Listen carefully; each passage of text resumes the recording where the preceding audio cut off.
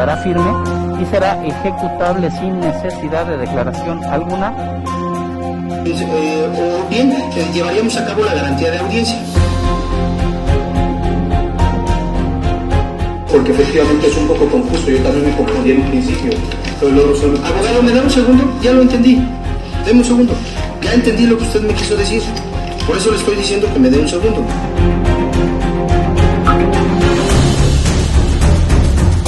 Los hechos que la gente del Ministerio Público les atribuyó a los acusados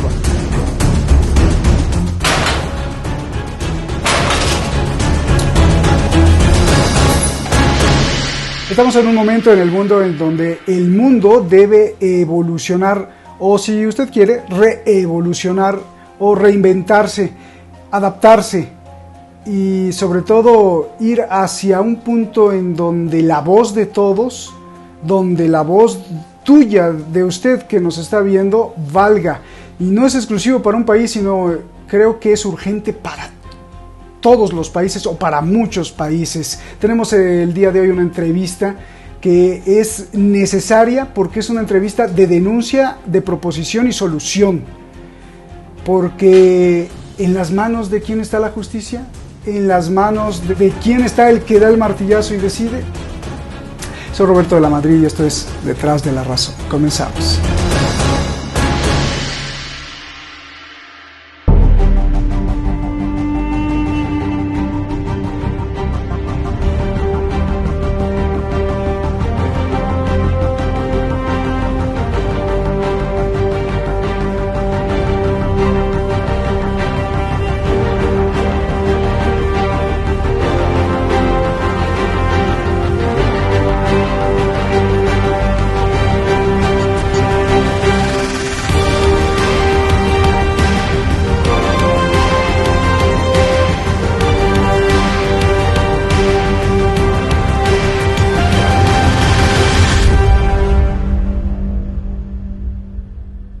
Muchísimas gracias al equipo de Detrás de la Razón, muchísimas gracias a usted, a ti que nos ves, siempre por estar ahí presente y siempre por defender este espacio de libertad, tratando de descubrir qué nuevas alternativas tenemos, tratando de descubrir qué problemas podemos solucionar para tener una justicia mejor, una igualdad mejor, una equidad mejor.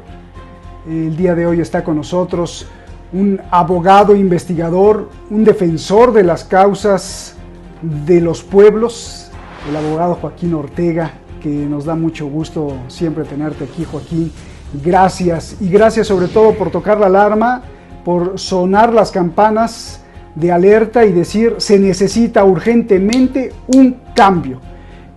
¿Por qué, te pregunto, Joaquín, por qué se necesita inmediatamente una reforma judicial constitucional, y no solo en México, sino en muchos países? Por favor, Joaquín.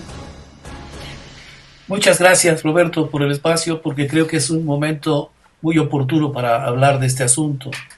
En México mismo hemos vivido este gravísimo problema desde todos los tiempos de nuestra historia. En el decreto que expidió José María Morelos para llevar a cabo la confiscación de los bienes de todos los partidarios del gobierno colonial español, hay un espacio que dice claramente: los jueces y magistrados que son miembros del partido de la tiranía solo saben castigar la pobreza y la tontera, y por esa razón sus bienes deben ser confiscados. Y decir castigar la pobreza y la tontera es decir exactamente lo que ocurre con la justicia. El día de hoy. El día de hoy. El día de hoy lo que ocurre con la justicia, y en México de manera muy particular. Y es que nosotros hemos visto que desde que se planteó la teoría de la división de poderes como una sugerencia que adoptaron posteriormente prácticamente todos los estados democráticos del mundo, el planteamiento que había venido haciendo primero John Locke, luego Montesquieu, era que la división de poderes garantiza la autonomía de cada una de las funciones del Estado para operar en beneficio del pueblo. Nuestro artículo 39 constitucional dice que todo poder público dimana originariamente del pueblo y se instituye para beneficio de éste. Pero ¿qué significa que dimane del pueblo? Que el pueblo lo elige. En México, y voy a platicar esta historia porque es lo que nos compete a nosotros hoy, costó mucho trabajo que una constitución, que fue la de 1857, estableciera la mayor... Déjame interrumpirte, porque nos están viendo muchos hermanos paraguayos, argentinos, colombianos, aunque no sean específicas las fechas ni los artículos, podemos decir que ellos también podrían ir recorriendo lo que tú nos estás relatando de una manera similar en sus países, o sea, es más o menos parecido el mismo sistema, para que ellos también sientan que ellos puedan hacer algo allá en sus países. Sí, es extraordinariamente parecida la historia de los pueblos de América Latina. Extraordinariamente parecida porque todos provenimos de un coloniaje que constituye una particularidad en la historia europea. La colonia española en todas partes del mundo donde se estableció trajo consigo un retraso muy grande en la evolución de los sistemas de gobierno e incluso en los sistemas de propiedad. En el año 1350 y tantos, Enrique de Trastámara asesinó a su hermano, convocó a todas las fuerzas negras de la Europa feudal y en España estableció un régimen que convertía al feudo en entidad política, en señorío. Y al convertir al feudo en señorío, las órdenes eclesiásticas y los más poderosos de España echaron abajo todo un larguísimo proceso de estructuración legal que se había venido llevando a cabo en el norte español y fundamentalmente beneficiado por el comercio que traían consigo desde el Mediterráneo los grupos arábigos, los grupos al-andaluz, y estableció la vuelta de todos los privilegios, la vuelta de todo tipo de canonjías, de monopolios, el fuero eclesiástico, el fuero de mesta que permitía a los rebaños de los nobles arrasar incluso las tierras roturadas, los privilegios de casta, los privilegios nobiliarios, y eso lo trajeron a América Latina. Bien. Y establecieron aquí también, por eso, un régimen que de origen tenía un atraso mucho mayor que el que tenían otros pueblos europeos a ese momento. La lucha de independencia en nuestros pueblos no se llevó a cabo tanto por la necesidad de tener una política independiente que naciera del propio pueblo, como de la necesidad que tuvieron nuestros privilegiados coloniales de repudiar la constitución que había impuesto Napoleón en Cádiz. Y si tú recuerdas, la lucha de independencia, particularmente en México, libró una batalla muy dificultosa en la primera etapa, la etapa que correspondió a Hidalgo, y todavía la primera etapa que le correspondió a Morelos. Una etapa muy difícil porque hasta 1812 se aprobó la Constitución en Cádiz, y fue a partir de 1812 que las noblezas latinoamericanas y los privilegiados latinoamericanos se volcaron contra el dominio español buscando su autonomía de la metrópoli y favorecieron las luchas independentistas. ¿Hasta qué año? Hasta que volvió a establecerse la monarquía, hasta que vuelve Fernando VII y lleva a cabo la abolición de la Constitución de Cádiz. Y lo curioso es que va evolucionando la guerra de guerrillas, particularmente en México, pero no se consuma la independencia sino hasta un año después de que volvió a implantarse la Constitución en Cádiz. Fue una conspiración que se llevó a cabo en la iglesia de la Profesa, entre los nobles españoles, los privilegiados coloniales, el clero y el ejército colonial. De modo que traíamos ya una tara muy grande de atraso político en nuestros países, que no se divorcia pues del dominio imperial que desde un principio, desde el siglo XV, ejercieron las naciones europeas sobre nuestros países, pero que tiene un valor especial entenderlo, porque este atraso político fue superado a golpes cuando se instaura el imperio en México, y sucedió muy parecida a la cosa en América Latina, y la reacción son las logias masónicas norteamericanas, que son las que imponen una república federal en el país en 1824 y quitan a la monarquía y quitan el imperio de Iturbide. Y a partir de ahí empieza una lucha sorda de privilegios contra privilegios, de la logia de York contra la logia escocesa, y por fin en el año de 1856 se aprueba una constitución en la que se establece la división de los poderes.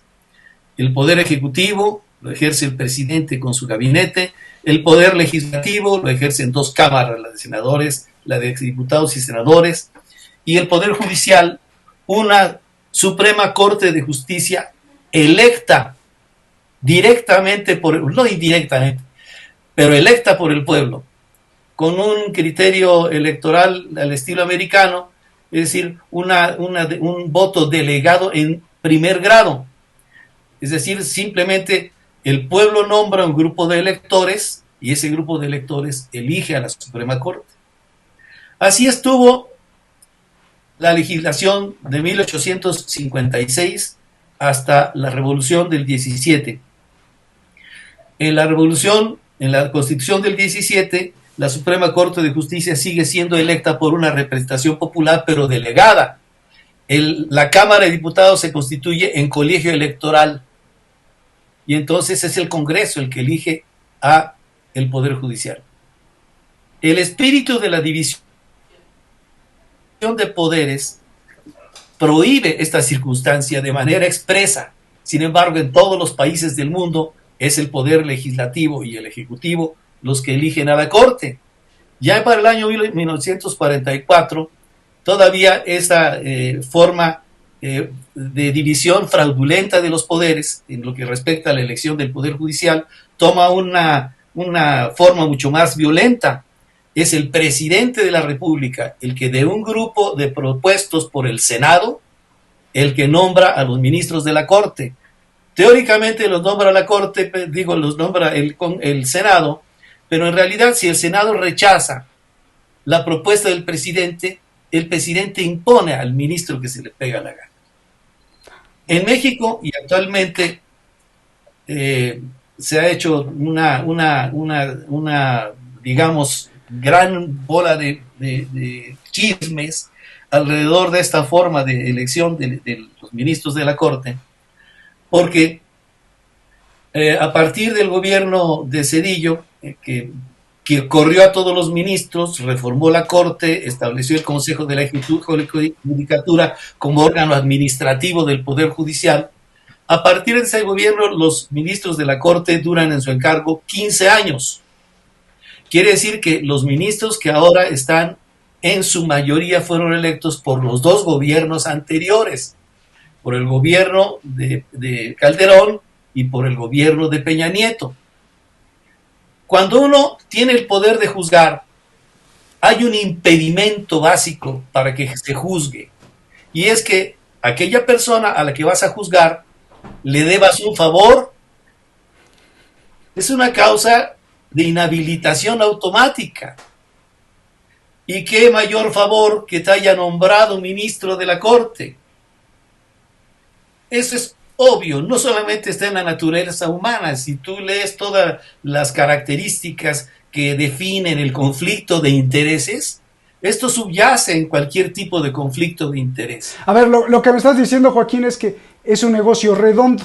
O sea, porque aunque la Constitución diga que cada poder está separado, es independiente y que cada poder se vigila uno al otro, pues no hay nada de vigilancia, sino todo es una bola de amigos que si yo hago algo mal, es más, la justicia debería de estar hasta arriba, ¿no? Porque finalmente cualquier cosa que haga cualquier funcionario público, ciudadano, lo que sea, pues la mano de la justicia es quien juzga. Pero si yo puse a los que van a juzgar o me van a juzgar, pues entonces ya quedó en un negocio redondo, ¿no, Joaquín? Eso es lo que estás diciendo. Yo no puedo criticar a ningún funcionario judicial, porque toda mi familia ha sido de funcionarios judiciales. Y tengo testimonios fidedignos de que se han desempeñado con limpieza, con honestidad, porque no es una cuestión personal, es decir, no es atribuible la conducta del Poder Judicial a la voluntad de cada funcionario ni a su trayectoria X, sino a la forma como se estructura. Si todas las leyes establecen como impedimento el que debas un favor a la parte que vas a juzgar, es obvio que eso influye en tu criterio. Ahí no hay forma de esquivar esa situación por muy honesto que llegues a ser. De modo que aquí no estamos juzgando la honestidad de los ministros, sino su inhabilitación para juzgar bajo la forma de designación que existe en las leyes actuales. Entonces, parte de la reforma que estamos proponiendo inicia allí, en que el Poder Judicial dimane efectivamente del pueblo y por lo tanto provenga de una elección directa. Cierto que tiene que cuidarse mucho qué tipo de candidatos pueden ser propuestos. Cuando se llevó a cabo el protocolo de Palermo, cuando se firmó el protocolo de Palermo para librar una lucha colectiva mundial contra el crimen organizado, se establecieron una serie de filtros para la elección de cargos públicos. Había que ver antecedentes familiares, antecedentes personales, relaciones personales y familiares, preparación académica y profesional, relaciones profesionales y relaciones de negocios, de toda la vida. Porque si no se vigila esta trayectoria de cada funcionario público, no tienes un buen candidato que la gente puede elegir. Teniendo el candidato, la elección tiene que ser libre, directa, y el electo debe poder ser revocado por quien lo eligió, porque no hay mandato legítimo que no pueda ser revocado. Esta es la primera propuesta que yo tengo y que estoy determinado a seguir, impulsando. La segunda se refiere a la forma como se establecen los códigos procesales. Porque los códigos procesales... Espera, Joaquín, la primera propuesta, déjame detenerme en la primera propuesta para que hacerte 2, 3 preguntitas. Es decir, si yo voy a ser el presidente de la Suprema Corte de Justicia de mi país, o si yo fuera mujer o hombre, mi esposa no podría, o mi esposo en caso de ser mujer, no podría haber recibido ningún favor, ninguna concesión, o mi familia del gobierno, porque eso me pondría en problemas. Es decir, y lo que tú propones es que cuando se revisen los candidatos, no solo se les revise su pulcritud o su cuestión académica o su trayectoria, sino también la araña del poder, a ver qué familiares tienes, si están coludidos con el negocio, si están coludidos con los gobiernos, con el poder legislativo, o sea, que se vele perfectamente quién es este sujeto que va a presidir pues uno de los órganos principales para que haya justicia en el país. Y 2, que no lo puede elegir ni los senadores, ni los diputados, ni mucho menos el presidente, sino que elija el pueblo. Y entonces yo te pregunto, Joaquín, ¿por qué esto no lo hacen los gobiernos? O sea, ¿por qué no los gobiernos proponen lo que tú estás proponiendo? Decir, oigan, vamos a tener por lo menos pues una justicia independiente de verdad. ¿Por qué siguen actuando así? Y no solo estoy hablando de México, sino todos los gobiernos, por lo menos de nuestros hermanos latinoamericanos. Mira, como te decía, el origen de nuestras instituciones, que proviene desde la colonia española, está plagado de espacios de corrupción posible. Es todo lo que te puedo decir, pero no ha dejado de haber esos espacios durante toda nuestra historia. Claro.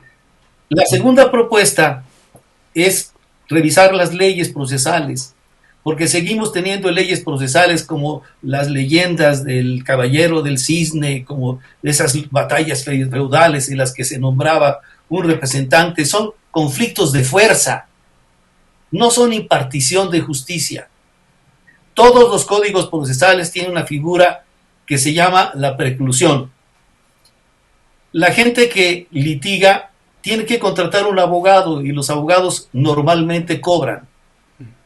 Pero además tiene que pagar una serie de costas. Aquí dice el artículo 17 constitucional que la justicia es gratuita.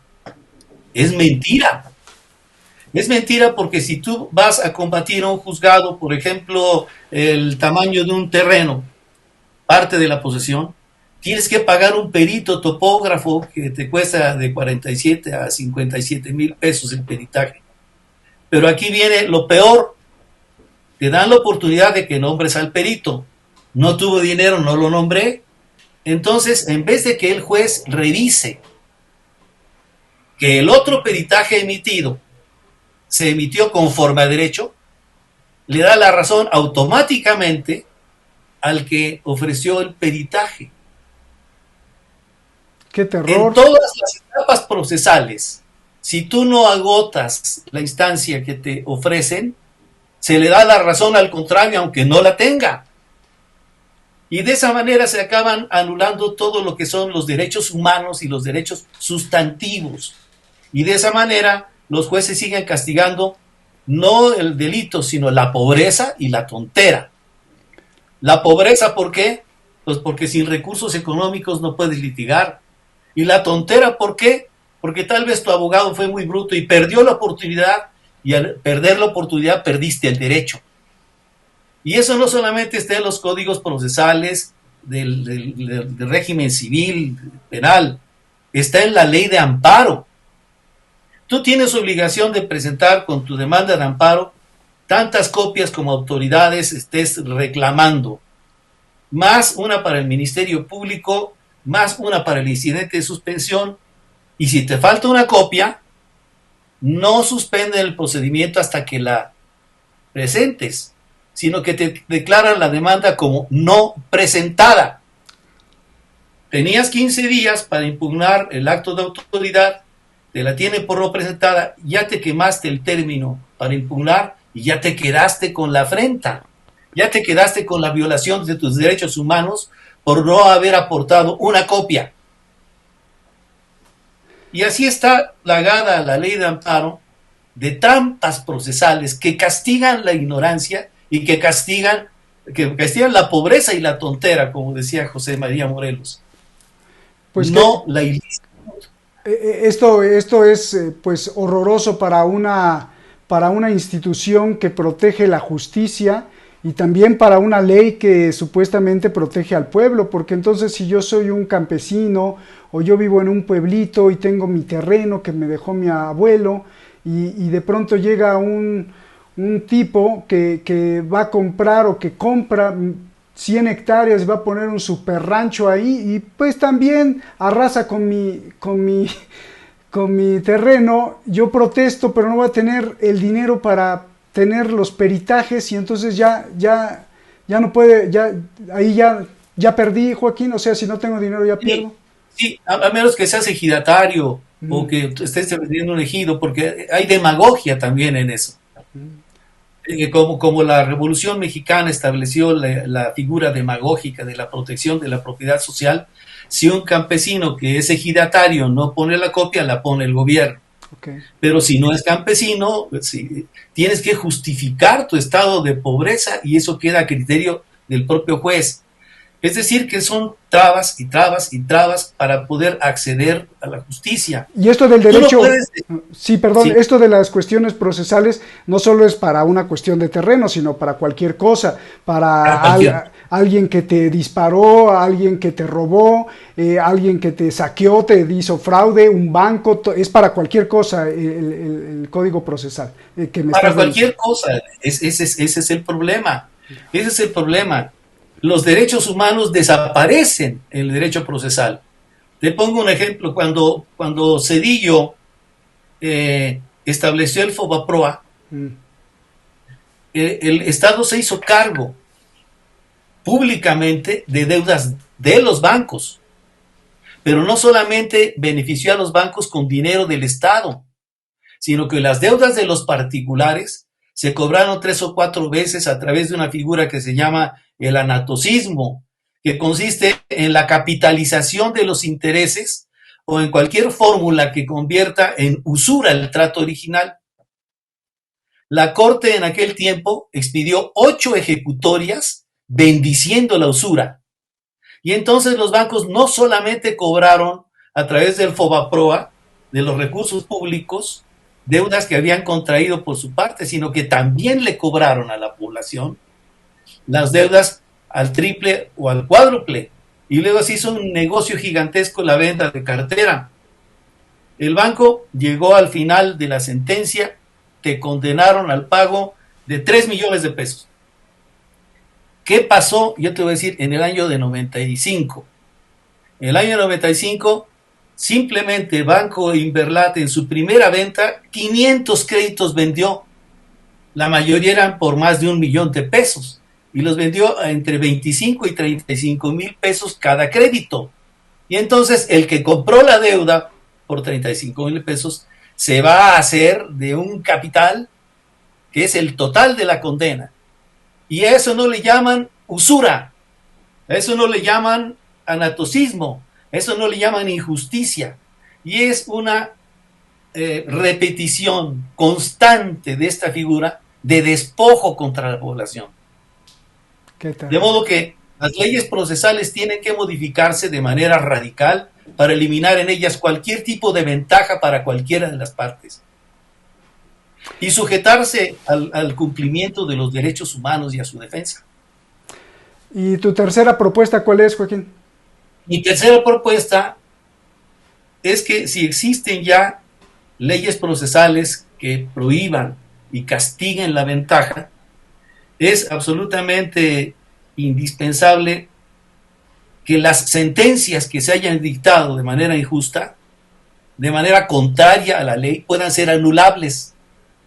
Si tú lees la propia Constitución, te va a establecer 4 o 5 instancias inatacables.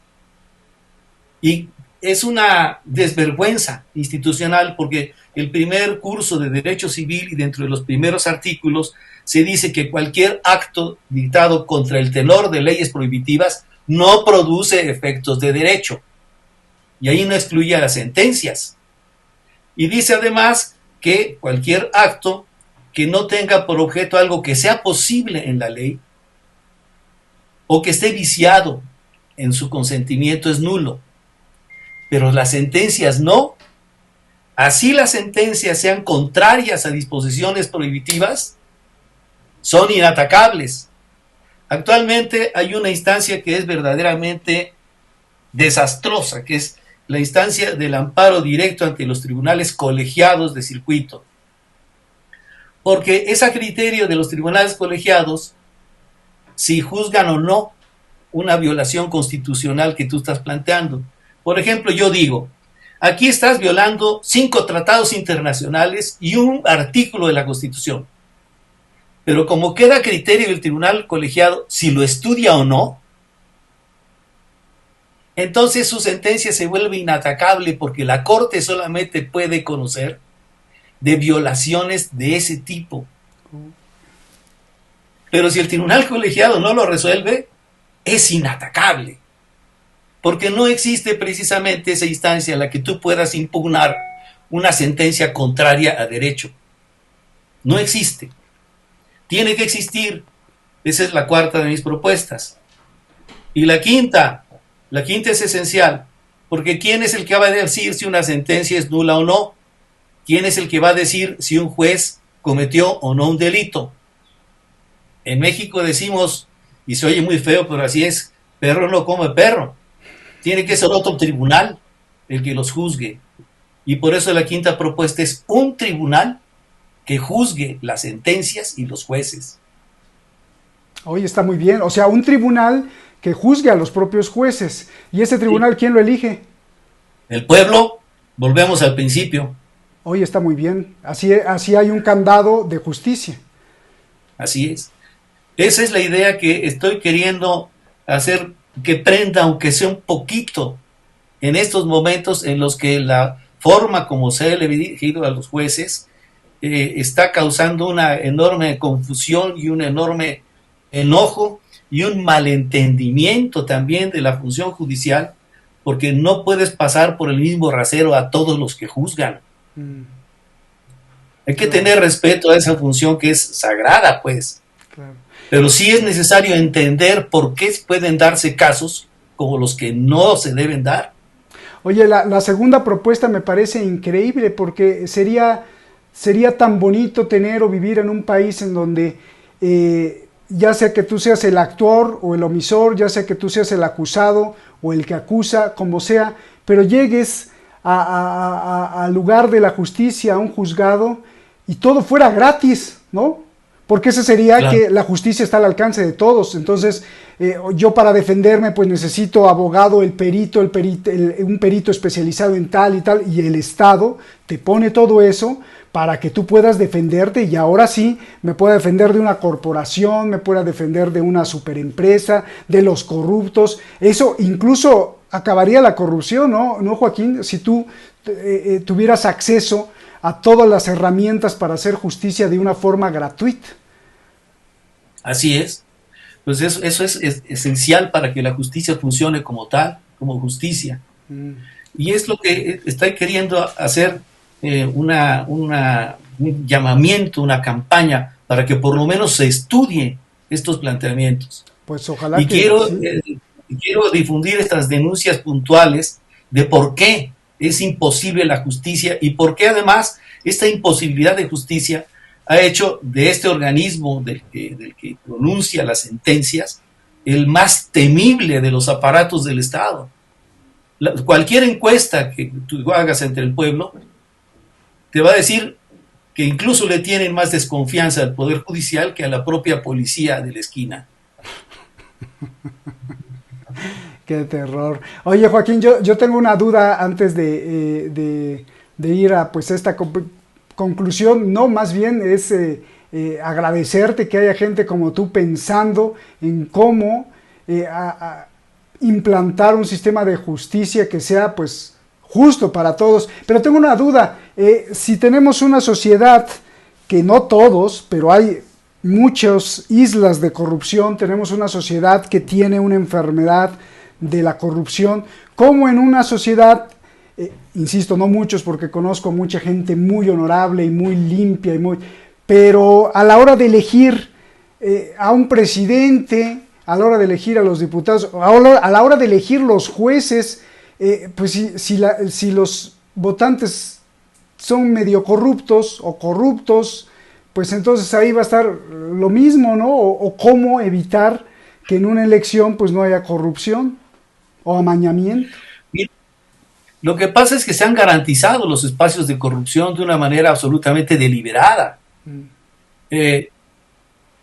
A partir de la reforma constitucional que llevó a cabo Carlos Salinas de Gortari, se estableció el monopolio de la propuesta legislativa directa para los partidos políticos. Es decir, un ciudadano común no puede pedir, necesito que legisles en este sentido. O puede pedirlo, pero va a decir, ¿sabes qué? Junta 172,000 firmas, que todas tengan bien su INE, su CURP, etcétera, luego hacer una revisión así exhaustiva de eso. Cuando tengas eso, llevamos la propuesta al Congreso y luego saber qué pasa. Yo tengo el testimonio directo del Sindicato Mexicano de Electricistas. Ha hecho 3 iniciativas ciudadanas de reforma eléctrica integral. Ha juntado las firmas. Y lo que pasa es que el Congreso manda al INE la petición o la solicitud de iniciativa popular y el INE revisa. Y fíjate que aquí no se ve claro el número de esta credencial. No. Y esta otra credencial pues está volteada al revés y esta ya se venció. Así que es inválida tu iniciativa. Como esto es una carrera de obstáculos y no un sistema de posibilidad, entonces... Me encantó, carrera de obstáculos. Sí, entonces se necesitaría transformar también la forma como se eligen los candidatos y cómo se vota a los candidatos. Cada candidato debería pasar por todos los filtros que yo te acabo de decir. Está aprobado en el protocolo de Palermo. como un deber que tienen que cumplir todas las naciones en la elección de cargos públicos, de funcionarios de cargos públicos. Entonces estos filtros deberían estar para el que se propone como diputado. Obviamente se eliminarían los plurinominales, que son designaciones de triple diferimiento de la soberanía nacional, ¿no? Pero garantizando que simplemente la selección de los candidatos tuviera estos filtros, abriendo la posibilidad de que haya propuestas populares de candidaturas, eliminando los privilegios que tienen los partidos como monopolio de la acción política y de la organización política, creo que se podría lograr una mucho mayor democracia y una mucho mayor eficacia en cuanto a la honestidad de quienes van a ser electos para ocupar un puesto público.